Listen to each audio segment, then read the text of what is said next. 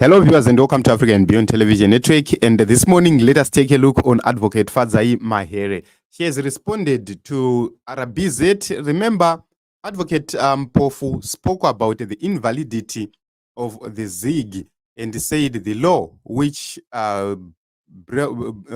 brought the ZIG is expired. RBZ responded to that and said that the laws do not expire. But Advocate Fadzai Mahere is weighing in again, exposing this regime. She says the law that created the ZIG had a 6-month lifespan. 6 months have since passed, and there is no longer any legal basis for the ZIG. It is invalid. It is not legal tender. You don't enact monetary laws by way of press release or public notice from the central bank. Legislation must be duly promulgated in line with the constitutionally mandated lawmaking process. Until this is done, the whole country is just playing one big game of monopoly. So, Advocate Fadzai Mahere is a constitutional law. She understands the law very much. You can't be a constitutional law uri mnasingazizwa anoita. So, if you look at Advocate Fadzai Mahere, being an advocate, she's somebody who understands the law very well, which means her competence in these matters is of much importance. So this from the RBZ right here, which declares Zimbabwe gold legal status, then it becomes questionable.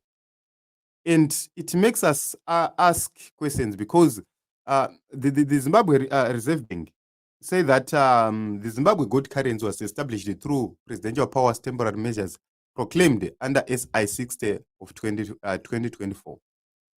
And they say it constituted a one-time act of currency reform. Currency reform measures by their nature do not lapse simply because the instrument that introduced the reforms is lapsed. The lapsing of the presidential temporary powers that established the currency does not therefore create a gap in the law. Legally, currency reform measures are only revoked by another legal instrument. So, I do not know why this is the case only when it comes to the issue of our currency. But when it comes to the other cases, the law expires. For example, if a president declares something using his temporary powers, after 6 months, without another law from parliament or otherwise, that law expires and it ceases to exist.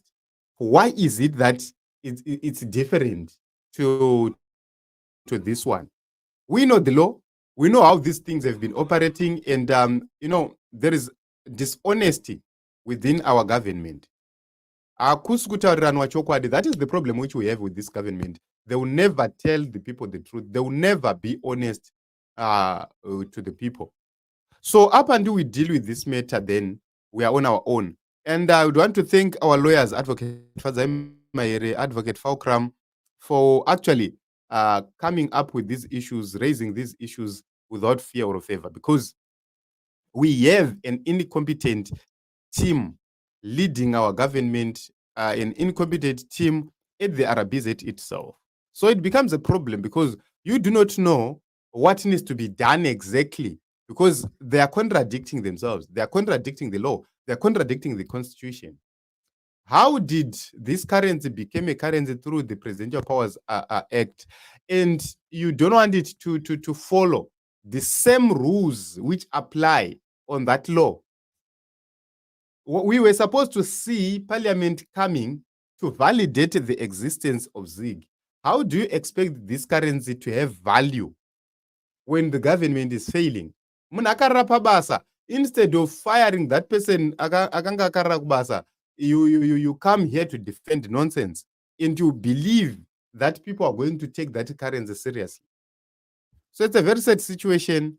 Up until we deal with these matters, then we are on our own.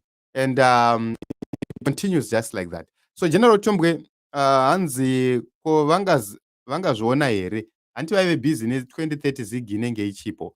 Yes, They are committed to other things, especially the succession issues, which means they've forgotten, both of them, the justice minister and the finance minister, everyone. They've forgotten about these issues because they are focused to see with the 2031 Ngwari Poere. And it's a madness. It's madness altogether. And this is how Zimbabwe is being run. Incompetent people in charge, useless, clueless, and arrogant. They continue to do this at the expense of the masses. The major question is, will ZIG survive?